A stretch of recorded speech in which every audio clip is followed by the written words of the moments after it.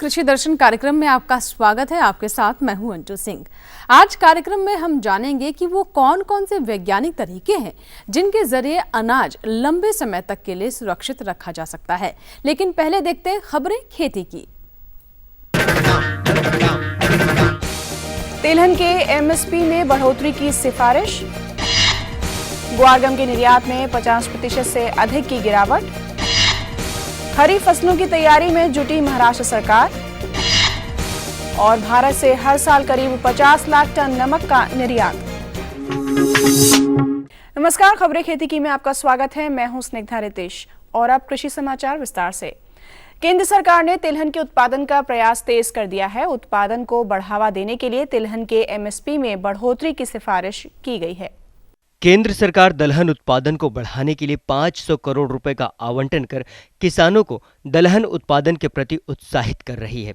वहीं तिलहन उत्पादन बढ़ाने की दिशा में कदम उठा रही है। सरकार के रुख को देखते हुए कृषि लागत एवं मूल्य आयोग ने वर्ष 2016-17 के खरीफ सत्र के लिए तिलहन के न्यूनतम समर्थन मूल्य यानी एमएसपी में 50 से 100 रुपए प्रति क्विंटल की बढ़ोतरी की सिफारिश की है।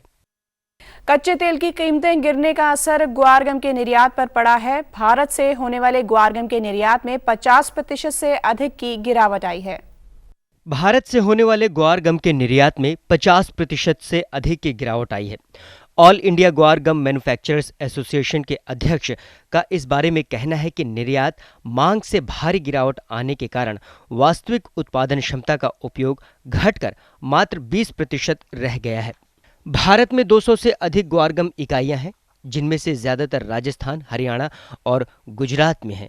इनकी कुल प्रसंस्करण क्षमता करीब 90,000 टन प्रति माह है, लेकिन मांग कम रहने से इस समय मासिक उत्पादन महज 18,000 टन रह गया है। भारत का ग्वार गम निर्यात अक्टूबर में 30,000 टन प्रति माह था, जो अब घटकर 17,000 टन प्रति माह रह गया है।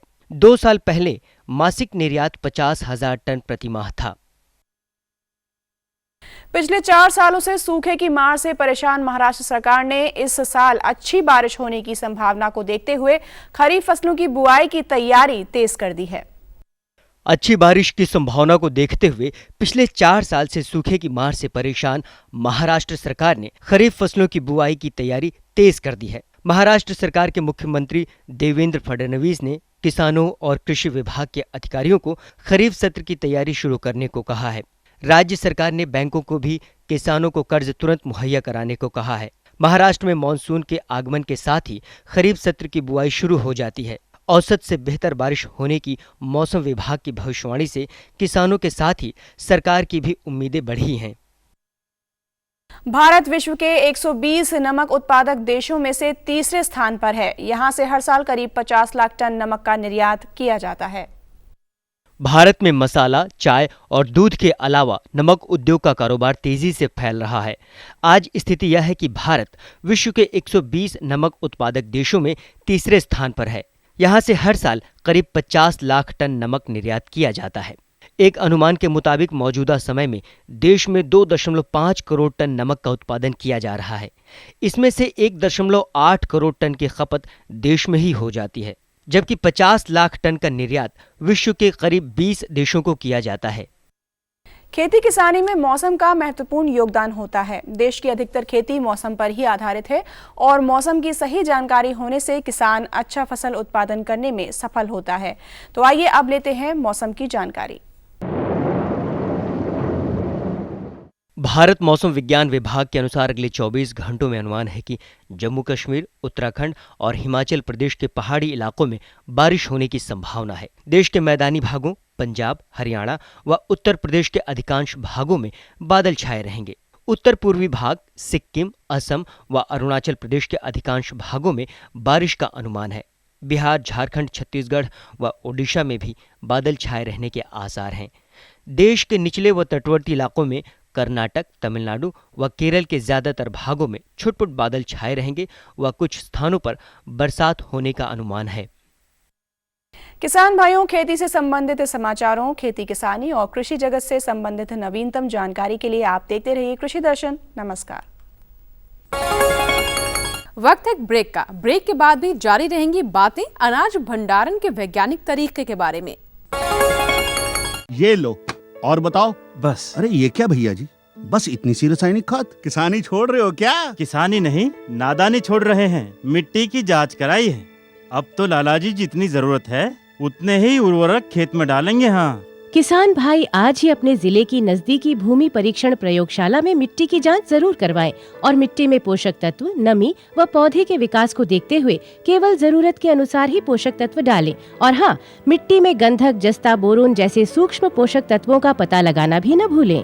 उर्वरक और जैविक खाद के सही उपयोग से भूमि का उपजाऊपन बनाए रखें, उत्पादकता बढ़ाएं, खर्चा घटाएं और बहुमूल्य विदेशी मुद्रा बचाने में भी सहयोग दें। और हाँ, धीमी गति से नाइट्रोजन उपलब्ध कराने वाले उर्वरकों जैसे नीम लेपित यूरिया को प्राथमिकता दें और यूरिया का पत्तों पर छिड़काव करें। अरे वाह, तू तो सचमुच समझदार हो गया रे। अधिक जानकारी के लिए संपर्क करें जिला कृषि अधिकारी या किसान कॉल सेंटर। मुझे क्या सुनाना चाहते हो? जो सुनाओ मेरी सौतन को। किसको? अरे वही तुम्हारा मोबाइल फोन जिससे सुबह शाम दिन रात चिपके रहते थे और कहते थे किसान कॉल सेंटर से बातें हो रही हैं। अच्छा ये बात है। हाँ, क्यों, क्या हुआ? अब बात नहीं होती क्या? अब तो झट से बात हो जाती है। ऐसा क्या? हाँ, अब तो ज्यादा लाइनें और खास तकनीक के कारण खेती के माहिरों से तुरंत बात हो जाती है। और अगर कभी लाइन व्यस्त हो तो अपनी समस्या फोन पर रिकॉर्ड करा दो, वहाँ से फोन आ जाता है और समस्या की हल का मैसेज भी आ जाता है। ये देखो आ गया। अरे वाह, इसका मतलब इंतजार की घड़ी अब खत्म। हाँ, तभी मैं सोचूं कि आजकल मुझ पर इतना प्यार क्यों आ रहा है। कृषि संबंधी समस्याओं का अपनी भाषा में तुरंत हल पाने के लिए पूरे भारत में किसी भी फोन से हेल्पलाइन नंबर पर संपर्क करें। किसानों का दोस्त किसान कॉल सेंटर। ब्रेक के बाद स्वागत है आप सभी का। किसान की मेहनत का प्रतिफल अनाज, जिसे वर्ष तक सुरक्षित रखना किसी चुनौती से कम नहीं। चुनौतियां कई तरह की स्वाभाविक होती हैं, लेकिन आज इनसे पार पाना एक सामान्य बात बनकर रह गई है। एक बार फिर आइए जानते हैं अपने कृषि विशेषज्ञ से कि किस तरह से वैज्ञानिक अनाज भंडारण किसानों के लिए लाभदायक हो सकता है।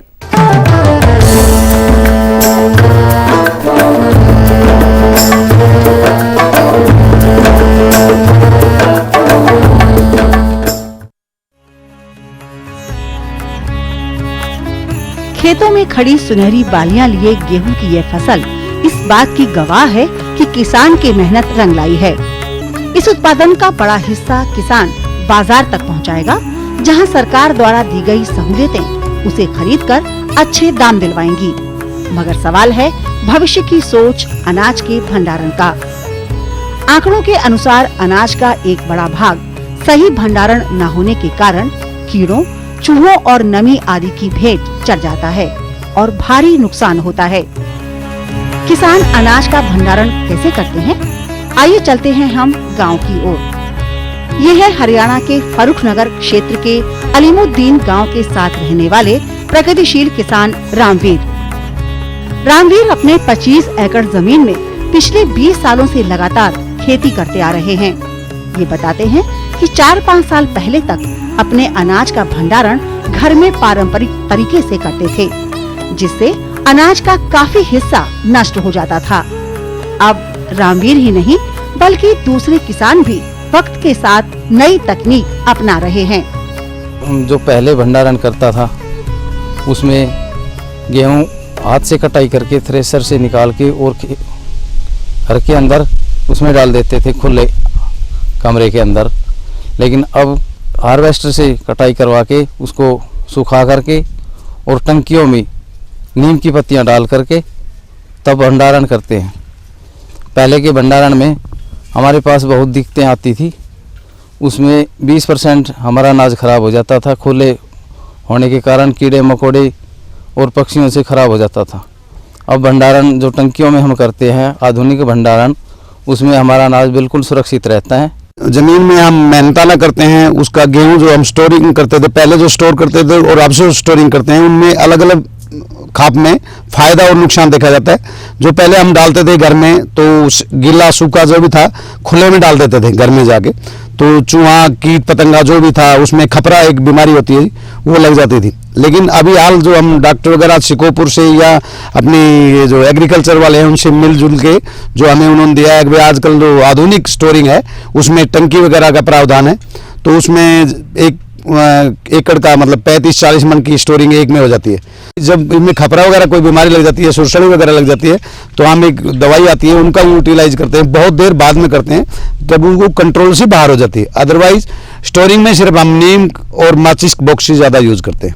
पहले तो मशीनें दूसरे छोटी मशीनें थी जिससे उसमें सुखा के अनाज वैसे हो जाता था, सूखा अनाज मिलता था, थ्रेशर मशीन से काटते थे।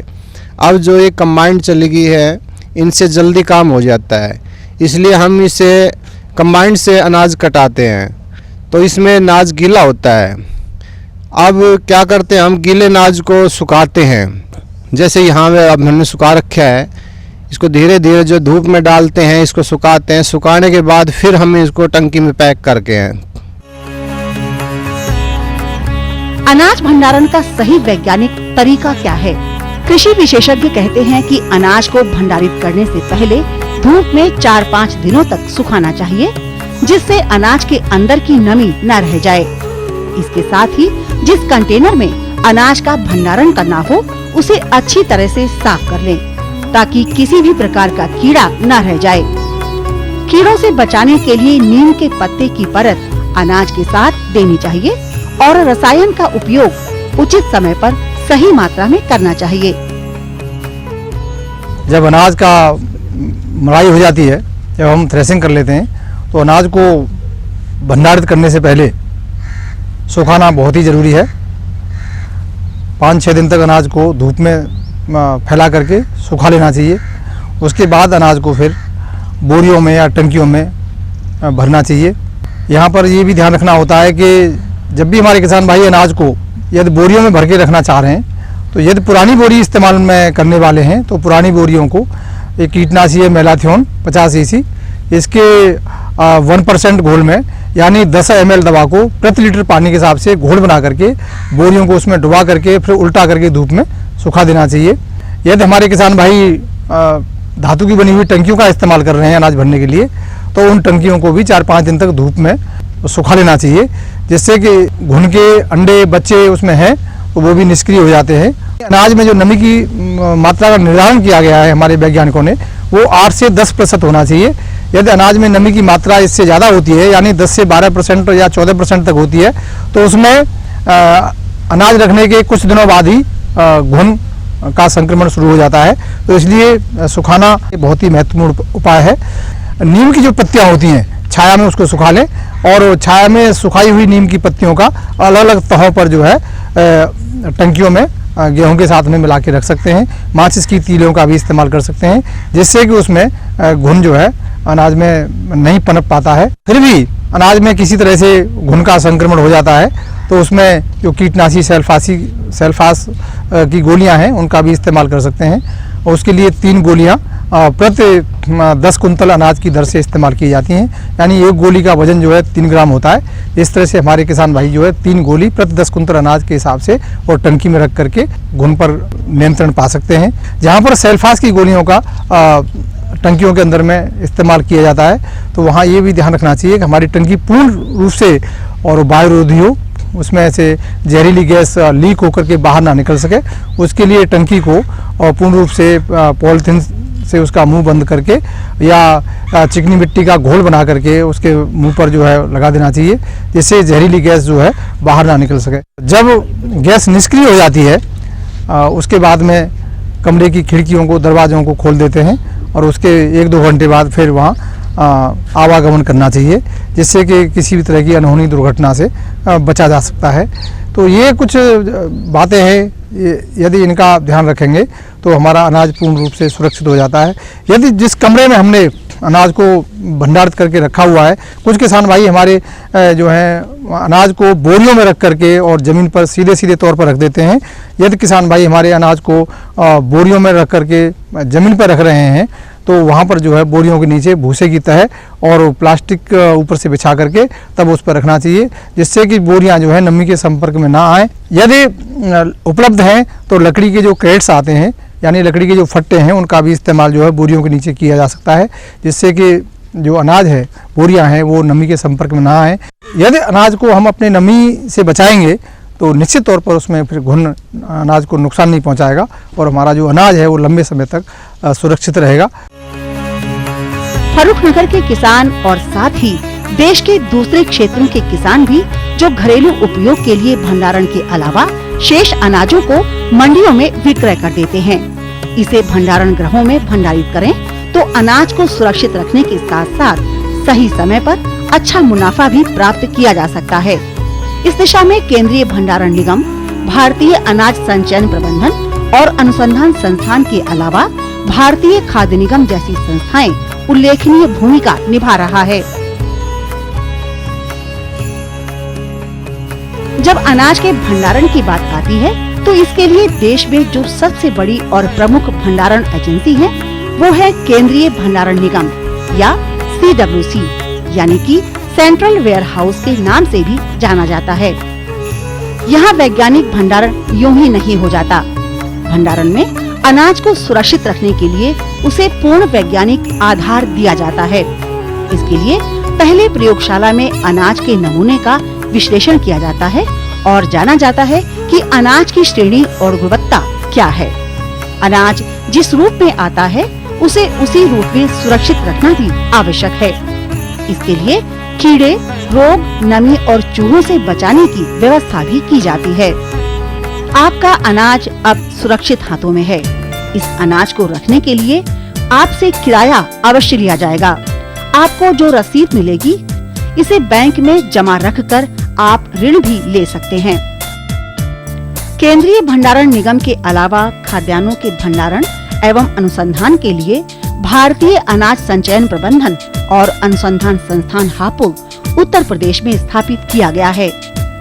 यहाँ भंडारित अनाज में कीटों, मूषकों और फफूंद को नियंत्रित करने के लिए शोध किए जाते हैं। संस्थान का सबसे अहम काम है समय समय पर किसानों को अनाज का वैज्ञानिक तरीके से भंडारण करने की विधि के बारे में समुचित जानकारी देना और यह संस्थान किसानों को भंडारण के लिए प्रशिक्षित करने का कार्य बखूबी निभा रहा है।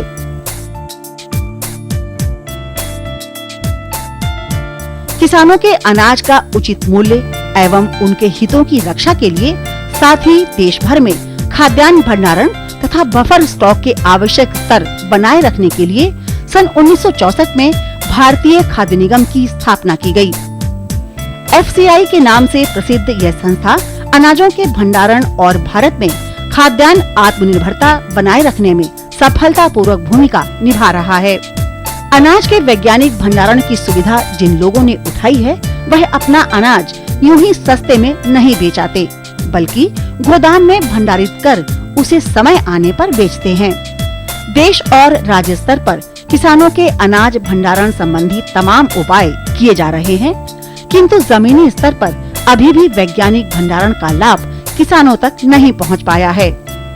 आज जरूरत है अनाज भंडारण की वैज्ञानिक विधि और सुविधाओं के साथ वेयर हाउसों में आ रहे अनाज के भंडारण के लिए समस्याओं के समाधान की दिशा में और अधिक कार्य करने की, ताकि देश के किसानों का उत्पादन सुरक्षित रहे, उसका वैज्ञानिक भंडारण हो, यह भविष्य में काम आए। ध्यान रखिए, दाना दाना कीमती है, उसे बर्बाद न होने दें।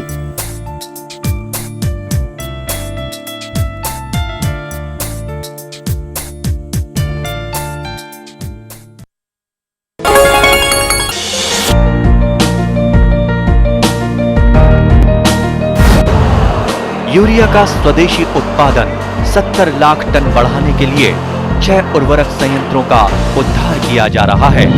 FCIL के गोरखपुर, सिंदरी, तलचर और रामागुंडम संयंत्र, HFCL की बरौनी इकाई और BVFCL की नामरू फोर्थ। सोने पर सुहागा ये है कि देश में अब बनेगा सिर्फ नीम लेपित यूरिया, क्योंकि इससे होगा किसानों का फायदा ही फायदा।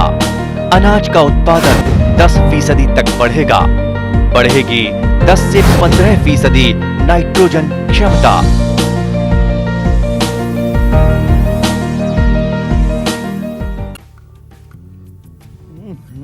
सब्जी में मसाला ज्यादा है। कितनी बार कहा है कि जितनी जरूरत हो बस उतना ही डाला करो। अरे मुझसे तो ऐसा कभी कभार होता है। और तुम जो हमेशा खेत में अनाप शनाप कीटनाशक डालते हो, उसका क्या? ठीक ही तो कह रही है बहू।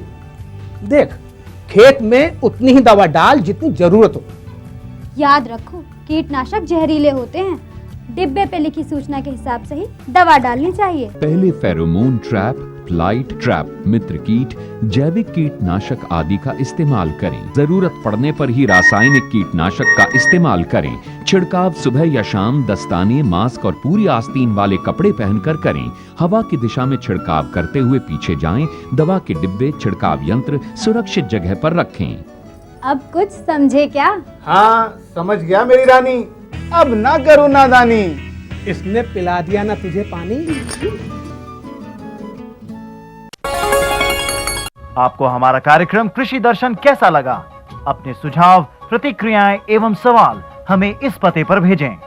कृषि दर्शन, कमरा नंबर 10, CPC दूरदर्शन, खेलगांव, नई दिल्ली 110049।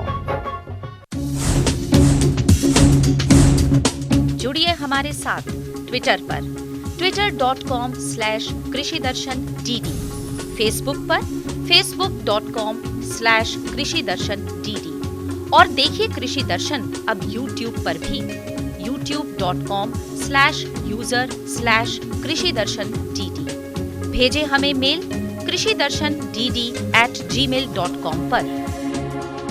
आज के कार्यक्रम में इतना ही। कृषि से जुड़ी नई नई जानकारियों के लिए आप देखते रहें कृषि दर्शन। नमस्कार।